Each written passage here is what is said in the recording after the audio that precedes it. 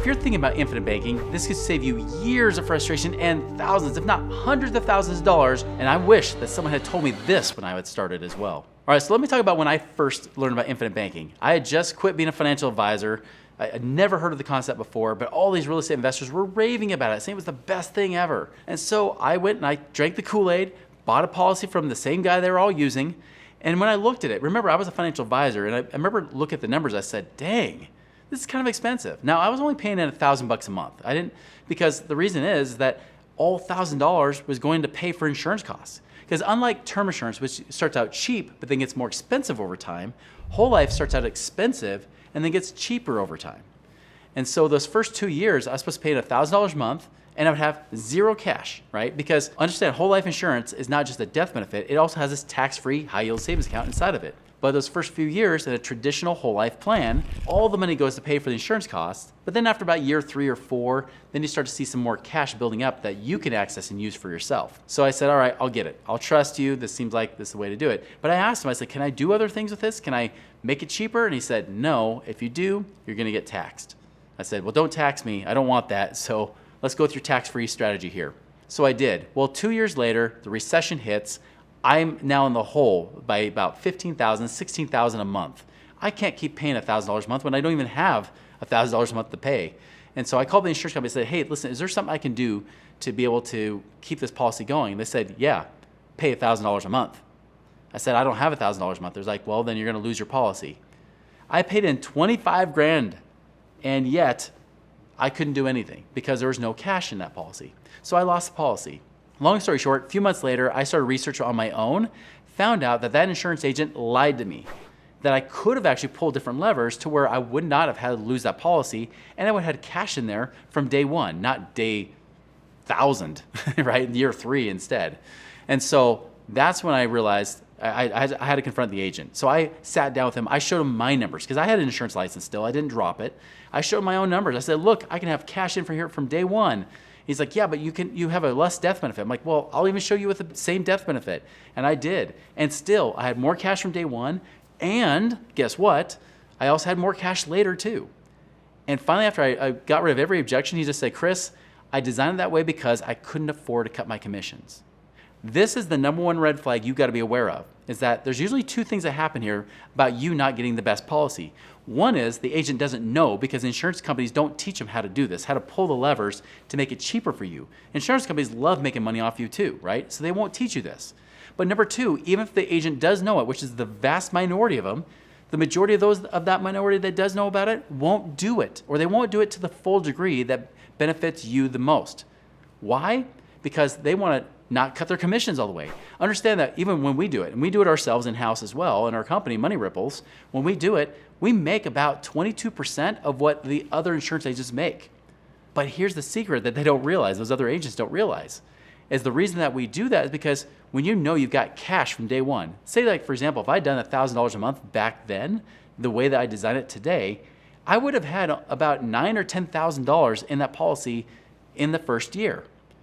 Well, if I knew I was going to have that much cash, I would not have been afraid to put in more money. I probably would have put in at least $2,000, $3,000 a month instead of just $1,000 because I knew all that cash would be there. I could put my emergency fund in there and say, cool, if I ever need it for emergencies, I could pull it back out.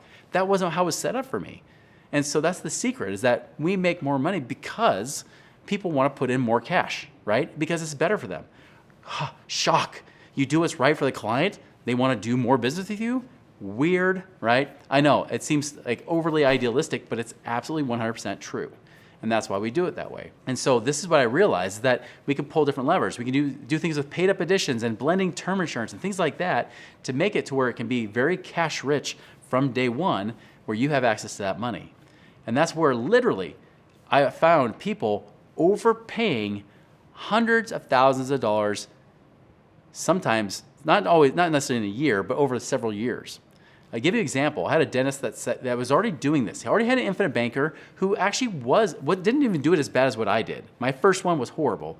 Most of the time I see infinite bankers, they kind of blend in between, right? They might say, hey, you'll have 50, 60, maybe 70% of your cash in year one.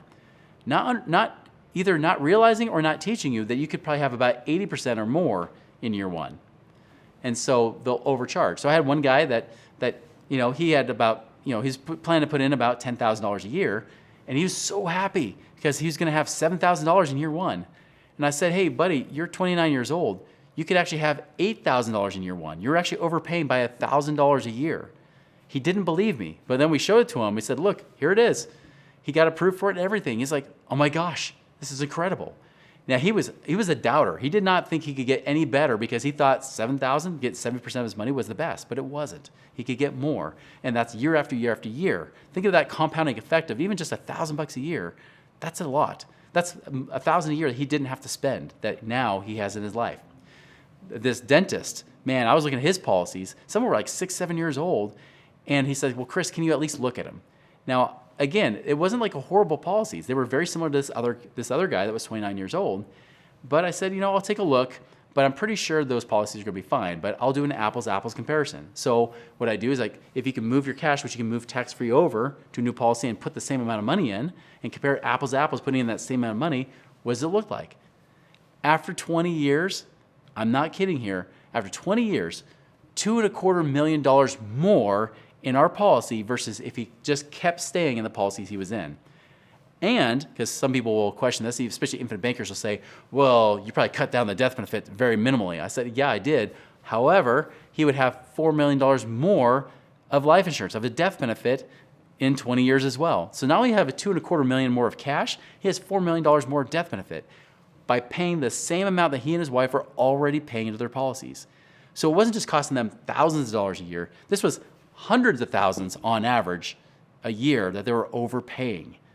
This is the difference. That's why you got to be so careful. So what's the best answer for this? How do you know? Compare the numbers. Get multiple quotes. If that agent says, no, I won't give it to you until you get approved, walk away. They're just doing that because they know that you don't want to go through the whole process and then find out that you're going to have something crappy down the road. Have them give you numbers right from day one. I set these up like the way I want to set up for myself and my family. Exactly the same way, no difference. In fact, there are many clients of mine because they're younger than me. Guess what? They actually get better policies than I have for myself because they're younger and they get better costs. That's the cool thing. That's the thing that makes me so happy is that it gets people something that's good and it forces those other agents to up their game too so that they can take it to another level. Now, if you like this, you want to know more, watch this next video about how I try to make infinite banking not a scam and how I got it to actually work. Check this out.